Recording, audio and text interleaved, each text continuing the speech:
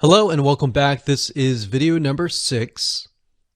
Let's talk about your thumbnail and why that is important. You see, since our goal is to get more clicks or more views to your YouTube video, we have to rely on attracting viewers. So if you think about it, the thumbnail is the first thing people see as they are scanning to find what interests them the most. So in other words, if you think about it, if you go to youtube.com and you type in a keyword, you're going to see all the results with thumbnails, the titles, the descriptions, and all of that. So that's the first thing that they see. So let's discuss what your thumbnail should contain and what's working in your market and how to figure that out. So when it comes to having a thumbnail, you want to make sure that it is eye-catching, meaning it shows somebody what they want. So if Instant Pot Chicken is your main keyword, you want to make sure that your thumbnail has something in it that entices them. So it's good to have the keyword or the title in it. So you can see right now the way YouTube works is they have an initial title or an initial thumbnail, and then after that you can see motion. So if I put my mouse over it, you can actually see part of the video, which makes it a lot more engaging. So as we scroll down, the initial thumbnail that this woman uses is the Instant Pot, and then this one here, it says Instant Pot recipes, so Instant Pot. So we can see the ones at the top definitely have the Instant Pot in it, or a word that's chicken, or a picture that has chicken in it. So it fits the keyword. Now, if you're not a professional, thumbnail artist or anything like that, there are different sites that you can use to get these created. Now, bear in mind that you never want to use a thumbnail that is clickbaity or that lies to somebody, because if they click on it and then the video is nothing like the thumbnail, then guess what? You might get tons and tons of clicks and perhaps views, but you're not going to get people watching your video, which is very, very important, which we'll discuss in the future videos. But for now, there are different elements that you need. So what I recommend is you go to a site called creativemarket.com. That's creativemarket.com. There are other sites like graphicriver.net, but over time we've realized Creative Market has a lot of really good designs. So what we can do here is in the search box, we're going to type in YouTube thumbnail. And we're looking specifically for templates that we can use for the thumbnail. So it says YouTube thumbnail pack. Let's go ahead and open that. There's one here. There are end cards, but that's a little bit different. That basically comes at the very end of your video. So we got urban thumbnails, different types of thumbnails. But the reason why I like Creative Market is buying templates for specifically YouTube thumbnails is going to make your life a lot more easier, especially if you can make it professional. The more professional it looks, the more professional your viewers will click through. So if we click on this, we can kind of get an idea of what we're dealing with.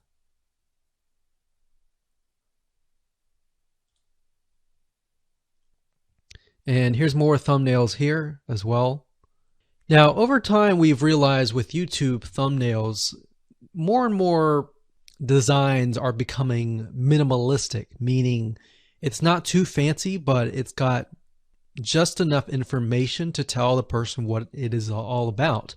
So it could have text, it could have pictures, but you really need to know what your YouTube video is about before you can create your thumbnail. In fact, I recommend that you create your YouTube video first and then you create your thumbnail so that you can make sure that you attract the right person. Now, what we found a little bit of a technique is to create a thumbnail that is related to essentially the end, meaning if you're creating an Instant Pot chicken recipe, you might want to show the chicken already cooked. So essentially what people get if they click through. So that way people think, oh, okay, this looks really nice. I'm going to click through. And they're more likely to actually watch all the way through to the end. And that's what we want. We want people not to just click through, but to watch all the way till the end. And that's actually going to help us with the ranking. Hello and welcome to video number 7. Let's talk about video length in more depth. So the big question is, how long should your video be? While yes, most folks have said that your video should be short due to attention span, and that's something that we've talked about in the past, and that definitely worked in the past, and that still is true that people's attention span are short. But today, in terms of YouTube, your video length should be longer, and here's why. Did you know that YouTube ranks your video based on how many minutes your viewer watches? We talked briefly about this in video number 1, but I want to talk about why that is the case. Statistically speaking, most people that we have found, based on statistics that we have seen in YouTube, most people watch about 50% of a video. Even the people that are interested in a video, they watch 50% of a video. So if that, in this case, is a 5-minute video, an average viewer is only going to watch about 2.5 minutes. Now, here's why that is important. If you're competing against someone who has a 30-minute video and their viewers watch 15 minutes, which is about 50%, well, guess what? Even if they can have less viewers than you, they're going to beat you because they have a longer video. So if you got the 2.5, they've got the 15 minutes, they can send less people and still beat you. And YouTube will favor them in the end. Now that, of course, is assuming that the views are legitimate and people are actually watching. And that's why user experience is so important. So to give you some real life practical application, let's hop on over to YouTube and I'm going to show you proof that this works. Okay, so let's take what we learned and what we just discussed and apply it to some real life practical application. So if we head on back over to youtube.com, we type in the keyword Instant Pot recipes, we can see this one, and this one. So let's go ahead and open these up. So we got this one, and this one. So that's 1, 2, and 3. The first one has about roughly 8 minutes or 9 minutes. We'll say 9 minutes. The second one has about 27 minutes. And the third one has about 20 minutes. Okay. So essentially the second and third have about double the amount of time. So like we talked about, most people watch about 50% or less, and then they quit. That's the average, right? So if that's the case, this person here, even though they have more views, see that? 800,000 views, even though they have more views, they're competing with somebody with a 30-minute video. Essentially, it's 27 or 28, but close to 30. So if we round that, we'll just say this is 10, this is 30, and this is 20. All right, so let's keep it at even numbers. So if that's the case, there's 4 minutes here, 15 minutes here, and 10 minutes here. So this means that the person with the less amount of minutes, they're going to need a lot more views and a lot more people watching it. So in total, if this person has, obviously this person's number 1, but what I'm saying here is because YouTube looks at how many minutes are watched, if this person had 800,000 views and this person had only half of that amount, but had more than double this amount, this person right here would most likely rank higher. So see that? Only 100,000 views, 15 minutes. This one here, 20 minutes, only 6,000 views. So you might ask, well, shouldn't this be maybe number one? Not necessarily. If we really look at it, so we've got 800 times 4 minutes, and that's not going to be exact. I mean, we could even take 500. And this is definitely going to be number one. And this is definitely going to be number two based on the information. But this person, because they have a long enough video, even though they have less amount of views, they're still able to rank pretty high. So this is based on one of our YouTube channels, which has over 9 millions of minutes watched.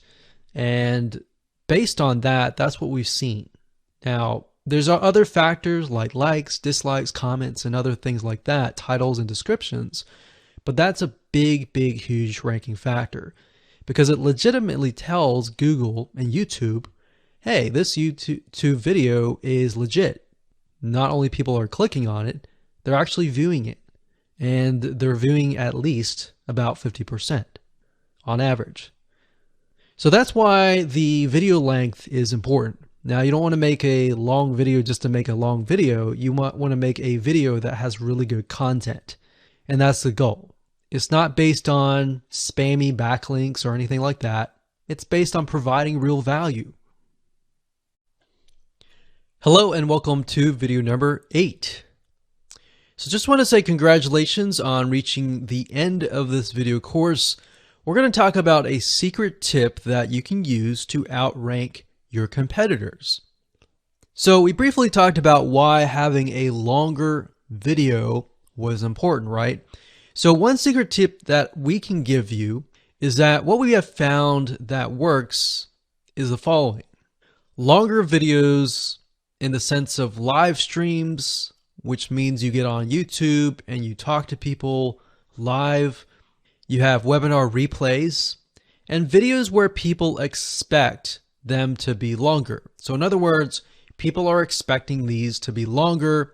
If you make a normal video that people expect to be 5 minutes and you make it an hour, then you're not really going to hit that 50%.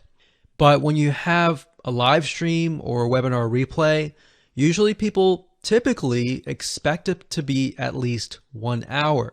So because people expect it to be 1 hour or longer, they expect to take time out of their busy schedule to actually watch your longer video. And what we found is these work really well compared to the average video. So let's discuss what you need to do in terms of software or even web applications that you need to create live streams and webinar replays.